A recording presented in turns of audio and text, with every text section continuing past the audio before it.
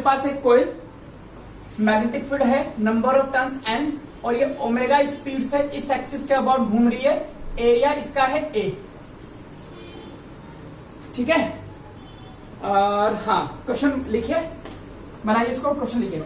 ये मान लीजिए कोयल है और ये ऐसे करके ऐसे घूम रही है, इस तरह से। क्वेश्चन लिखिए, calculate induce EMF, calculate induce EMF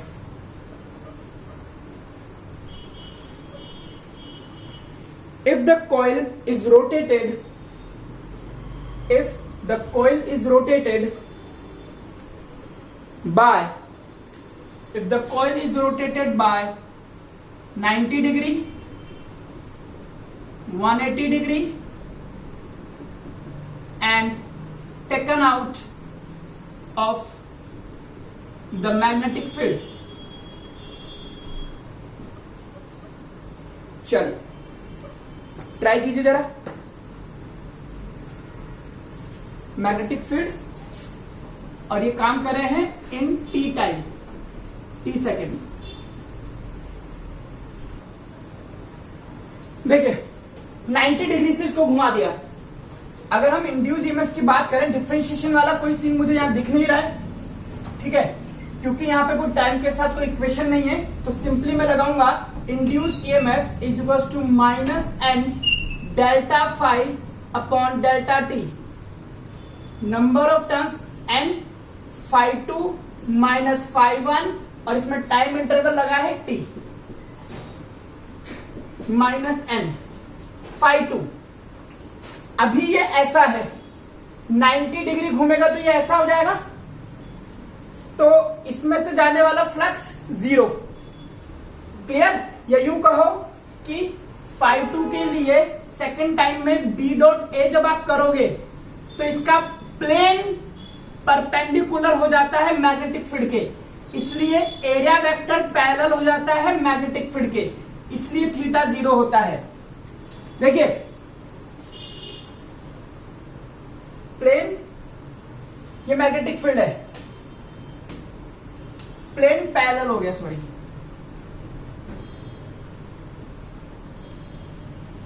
हाँ ये मैग्नेटिक फील्ड है।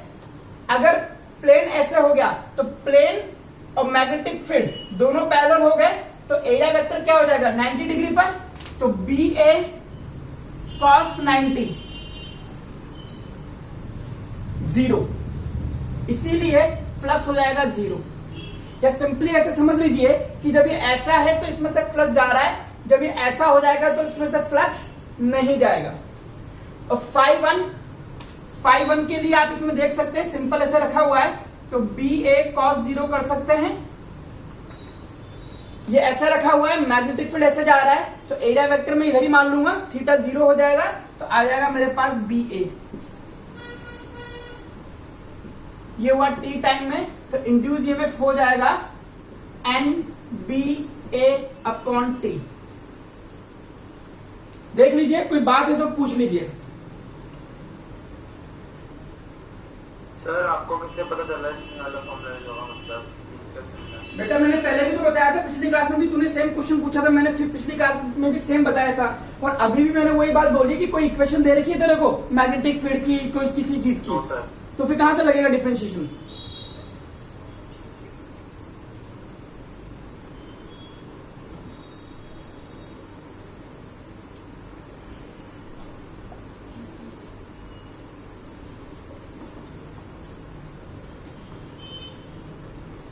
चलिए सेकंड केस में फिर से minus n, phi two minus phi one upon time interval, phi one b a जो हमने अभी निकाला है इस कंडीशन में, फाई टू। सुनिए अब ध्यान से, मैग्नेटिक फील्ड ऐसा जा रहा है, ये ऐसे रखा है, और एरिया वेक्टर हमने ये मान रखा है, इसीलिए फाई वन जब हमने निकाला है तो थीटा जीरो लिया है, और कॉस जीरो वन, इसीलिए फाई वन आ गया मेरे पास बी वन। जब इसको आप 180 से घुमा दोगे तो ये हो जाएगा ऐसा, ऐसा, यानी कि मैग्नेटिक फील्ड हो गया इधर, एरिया वेक्टर हो गया इधर, तो थीटा हो जाएगा आपके पास 180।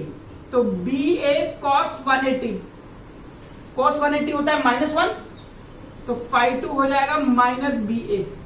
रखिए वैल्यू, तो इंड्यूस ईएमएफ आ जाएगा आपके पास में -n, φ2 की वैल्यू माइनस बी ए,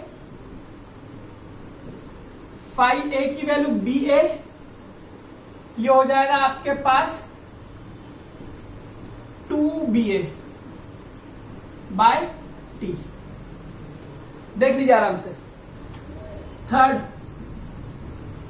फिर से वही फॉर्मूला, φ2 निकालता हूं।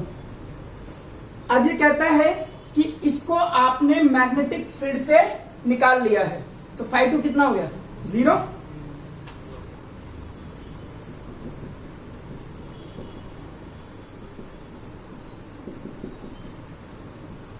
ये हो गया आपके पास आंसर, जो हमारा पहली बार में आया था। और पहली बार वाला भी सही होना है, क्योंकि इसमें भी तो आपका मैग्नेटिक फील्ड 0 ही हो गया था, और इसमें आपने बाहर निकाल दिया, बात तो वही होगी।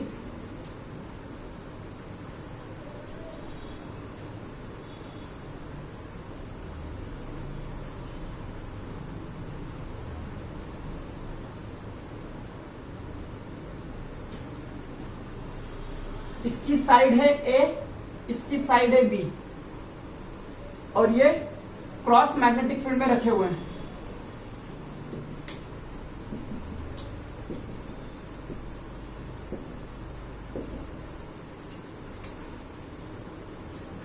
अच्छा, ठीक है।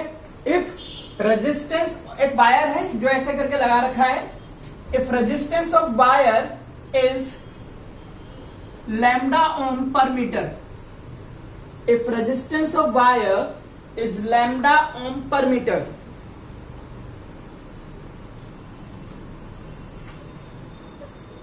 and rate of and increment in the magnetic field is given by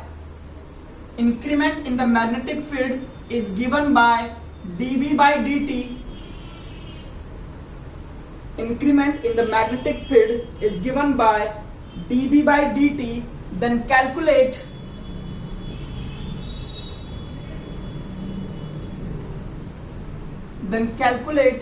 number 1 back EMF यानी कि induce EMF, induce current in the coil,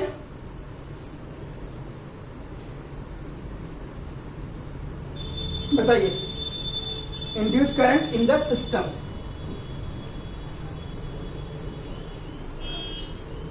चलिए पहले हम बात करते हैं कि ये मैग्नेटिक फील्ड बढ़ रहा है ना। अगर ये वाला मैग्नेटिक फील्ड बढ़ रहा है तो इसमें इंड्यूस करंट की कोशिश करेगी कि ये वाला मैग्नेटिक फील्ड कम हो। इस वाले मैग्नेटिक फील्ड को कम करने के लिए इसको इस डायरेक्शन में मैग्नेटिक फील्ड देना पड़ेगा, तो इसमें जो इंड्यूस ईएमएफ आएगा उसकी वजह से करंट ऐसे आनी चाहिए, बोलो। और सेम ये भी वही काम करेगा, ये भी करंट इधर देगा, नहीं, एक सेकेंड, ये वाला बढ़ रहा है ना, इसको कम करना है तो हाँ उल्टा आएगा, सॉरी, इधर, और इसको भी करना है तो ये आ जाएगा इधर। अब इस तरह की करंट देने के लिए यहां पर इंड्यूस ईएमएफ इस तरह का आना चाहिए, इसको मैं कह सकता हूं E1, इंड्यूस ईएमएफ जो यहां पर आया है, एक बैटरी बना दी मैंने, यहां पर इस तरह की करंट देने के लिए यहां पर भी induce EMF E1 sorry E2 corrected है ना, तो ये अपना काम करेगा, ये अपना करेगा। भाई इसको क्या फर्क पड़ता है, इसको तो कम करना है, तो इसने कहा मैं तो मेरे अंदर जो हो रहा है मैं अपने हिसाब से डील करूंगा, तेरे अंदर जो हो रहा है तो अपने हिसाब से डील करना। उसमें जो करंट आएगा वो तो दोनों ही वो एक अलग बात है, वही तो देखना। अब नेट इंड्यूस ईएमएफ कितना आ गया, दोनों सेम डायरेक्शन में है, तो आप कह सकते हो E1 प्लस E2, ठीक है। तो अब E1 कैसे निकालोगे, अब देखो आपने यहां पर ऑलरेडी ये बता दिया है कि दोनों ऐड करने हैं, इसलिए अब आप इस चक्कर में मत पड़िए कि minus D phi by D T minus आएगा नहीं आएगा, माइनस हमने ऑलरेडी कंसिडर कर रखा है, मैं सिर्फ मैग्नीट्यूड पे काम करने वाला हूं अब। तो E equal to D phi by D T होता है, एरिया तो इसका कांस्टेंट है, तो A dB बाय dt, इसका एरिया आ जाएगा pi b square dB by dt। Sir minus लगा दो, क्यों लगा दो, मुझे पता है दोनों मुझे ऐड करने हैं, माइनस प्लस कुछ आ गया तो भी दिक्कत और हो जाएगी। इसमें सेम करूंगा D phi by D T, चार तो लगा दो, इसमें क्या है, इसका भी एरिया कांस्टेंट है लेकिन dB बाई dt तो वही है पाई a square dB by dt, दोनों जुड़ जाएंगे तो E नेट हो जाएगा मेरे पास pi a square plus B square dB by dt। ये हो गया मेरे पास इंड्यूस ईएमएफ। देख लीजिए, लिख लीजिए, समझ लीजिए। अब आपसे बोला इंड्यूस करंट, इंड्यूस करंट क्या आएगा, e net upon r net. E net लिख दीजिए आप minus pi a square plus B square db by D t. अब आर नेट कैसे निकालेंगे, इसकी लेंथ कितनी है 2 पाई बी, इसकी कितनी है 2 पाई ए, तो टोटल लेंथ कितनी होगी 2 पाई ए प्लस बी, और 1 मीटर का रेजिस्टेंस लैम्डा है, तो इतने मीटर का रेजिस्टेंस कितना है, खत्म। तो आई आ गया मेरे पास pi a square plus B square db by D t divided by 2 pi a plus b into lambda. अब पाई पाई का हिसाब कर दीजिए जैसा भी आपको सूट करता है। सर इसको और भी तो सॉल्व कर सकते हैं। हाँ कर दो ना, वही तो कह रहा हूं, कॉन्सेप्ट खत्म हो गया। पाई से पाई काट दो तो क्या आ जाएगा, sir A square plus A minus B DB by D T 2 lambda.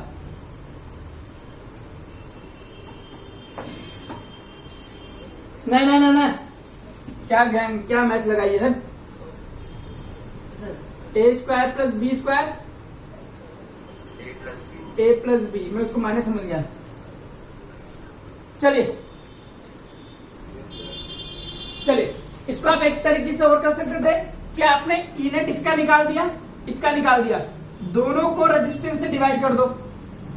भाई इसका रेजिस्टेंस कितना हो जाएगा 2 पाई ए इंटू लैम्डा, अच्छा 2 पाई बी इंटू लैम्डा, इसका हो जाएगा 2 पाई ए इंटू लैम्डा। अब चूंकि करंट दोनों को सपोर्ट कर रही है इसलिए दोनों को ऐड कर दोगे तो यही आ जाएगा। इसी क्वेश्चन को फिर से कीजिए, डायग्राम चेंज कर रहा हूं,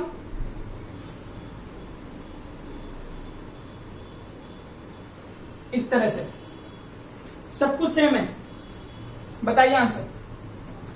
आइए फिर से ये कोशिश करेगा कि इस मैग्नेटिक फील्ड को कम करे, तो इसमें इंड्यूस बैटरी आपको बनानी, इंड्यूस करंट इधर की तरफ आएगा जैसा हमारा अभी आ रहा था, यानी कि इसकी बैटरी बनेगी ऐसे E1 और इसके कारण करंट मैंने मान लिया I1। सेम यहां भी होगा, इसकी भी बैटरी बनेगी E2, करंट इसको भी ऐसी देनी पड़ेगी I2। अब दिक्कत यह है कि ये अगर करंट देगा तो ये करंट ऐसा देगा और जो इसकी करंट को अपोज करेगा, यानी कि अब ये दोनों बैटरी एक दूसरे को अपोज करेगी। अब चलेगा किसका, अब आप ये समझ लीजिए कि अगर मैं आपको इस तरह का सर्किट दे दूं,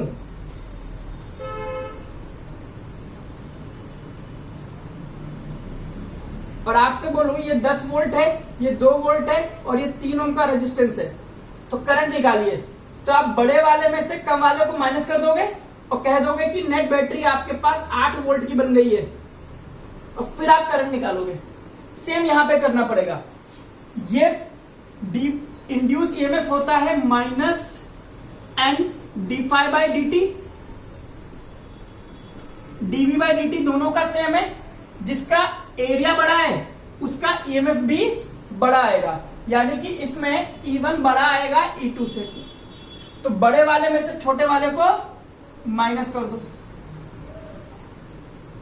मुझे ही पता है बाद में माइनस होने चाहिए बस, ठीक है। सर हम इसका मैग्नीट्यूड ही ले लेना माइनस। बिल्कुल बिल्कुल बिल्कुल, दोनों सब्ट्रैक्ट होने चाहिए। तो A1 हो गया आपके पास पाई a स्क्वायर, ठीक है, d by D t common ले लो, चलो बाद में ले लो, plus pi b square D b by D T,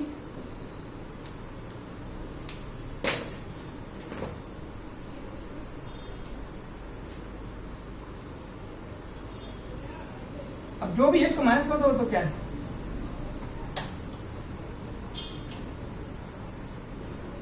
same induce current के लिए भी आपको ये माइनस करना पड़ेगा यहां। अब ये a square minus B square हो गया, तो a minus B A plus B cut गया, तो a माइनस बी बचेगा। सर माइनस तो ए था उसमें वहां पे आपने माइनस, हाँ तो उल्टा कर दो, क्या दिक्कत है।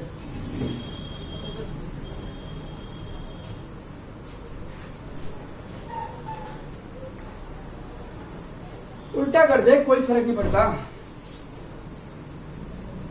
कोई फर्क नहीं पड़ता। फिर माइनस में अंदर मल्टीप्लाई कर दूंगा तो ए स्क्वायर माइनस बी स्क्वायर हो जाएगा, खत्म। ऐसा कर ले,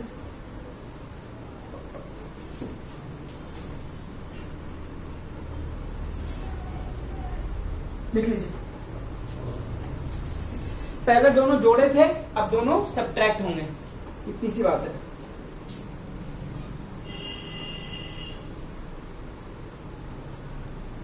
ये एक स्क्वायर है वायर और इसमें 6 वोल्ट की बैटरी लगी है।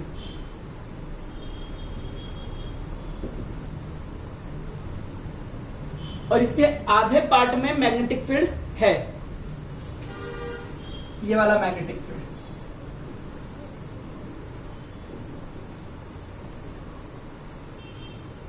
ठीक है, इसकी साइड है 1 मीटर की।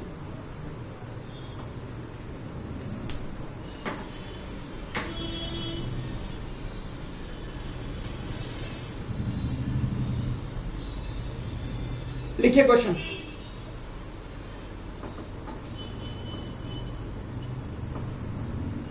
लिखिए question. If magnetic field is given by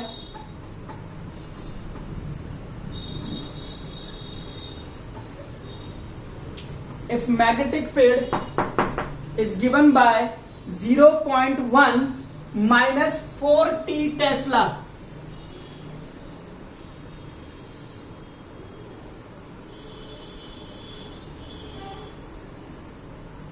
total resistance of the wire is 1.3 ohm.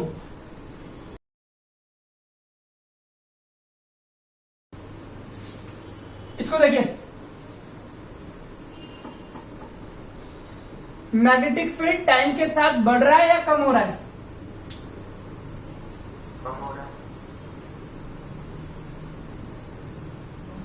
कम हो रहा है? सोचा था ये बात? कम हो रहा है सर। ये बात सोची नहीं किसी ने? फिर कैसे कर दिया? अरे तो यार इंड्यूस बैटरी कैसे बनाओगे वो सब तो देखोगे ना। देखो यहां मुझे पता लग गया कि टाइम के साथ साथ मैग्नेटिक फील्ड कम होगा, यानी कि क्रॉस वाला मैग्नेटिक फील्ड कम हो रहा है। स्टार्टिंग में यहीं से करोगे ना। अब क्रॉस वाला मैग्नेटिक फील्ड कम हो रहा है तो इसको यही वाला मैग्नेटिक फील्ड देना पड़ेगा। तो अगर ये चाहता है कि मैं ये वाला मैग्नेटिक फील्ड दूं तो इसमें करंट ऐसी इंड्यूस करेगा, ये करेगा, यानी कि इंड्यूस बैटरी ऐसी आएगी।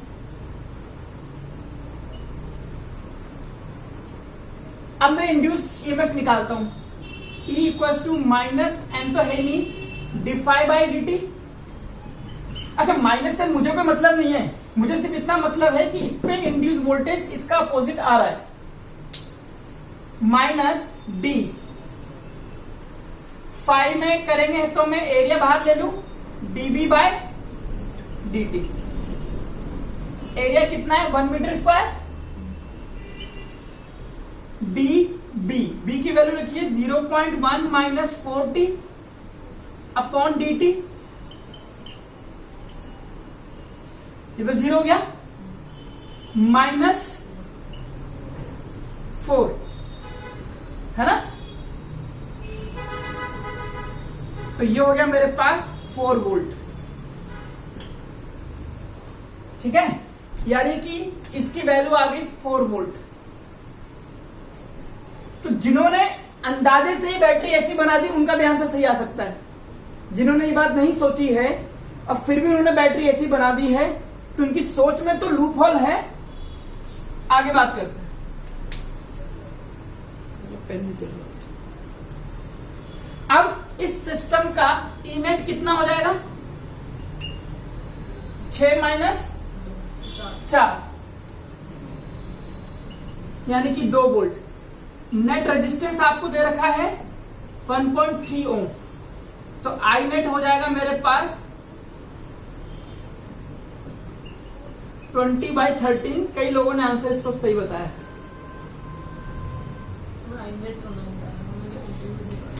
मैंने बोला था कि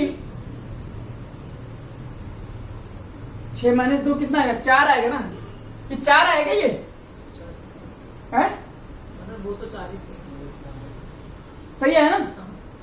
मेरा शुरू का सही था, फिर मैं बोला गलत है। हाँ वो गलती है बेटा, जब आपको लग गया कि गलत है तो गलत है।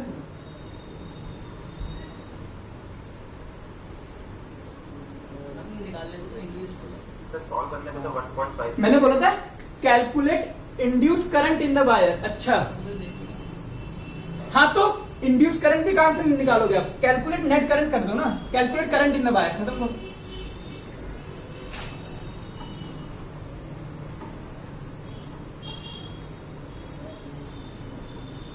बट सुनो सुनो सुनो सुनो, एक गलती हो गई।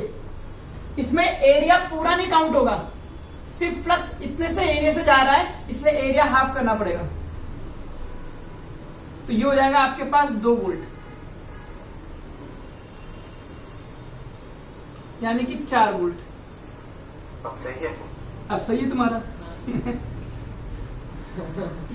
अब देख लो, अब देखो क्वेश्चन ये नहीं था कि आंसर ये निकाल दो, ठीक, कॉन्सेप्ट वाली बात है।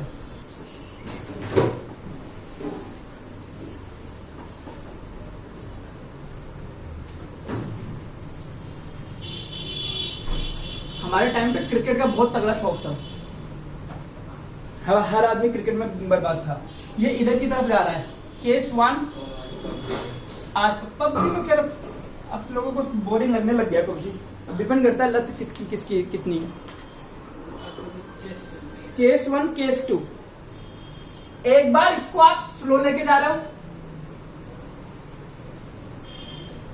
और दूसरे में इसको तेजी से ले जा रहे हो, तो ये स्लो फॉल है और ये फास्ट लेके जा रहे हो। जब आप इसको स्लो ले जा रहे हो तो इंड्यूस ईएमएफ आता है E1 और इस केस में आता है E2, जिसकी वजह से induce current I1 I2, induce charge Q1 Q2 आता है। आपको कुछ नहीं करना है, सिर्फ greater than, less than, equal, इस वाले साइन यहां पर पुटअप करने। शुरू करें? तो अब आपको पता है कि इंड्यूस ईएमएफ होता है d∅dt। अगर स्लो लेकर आओगे तो फ्लक्स चेंज में होने वाला टाइम बढ़ जाएगा, इंड्यूस ईएमएफ कम हो जाएगा, करंट कम हो जाएगी और चार्ज सेम रहेगा। वजह, induce charge do not depend on time.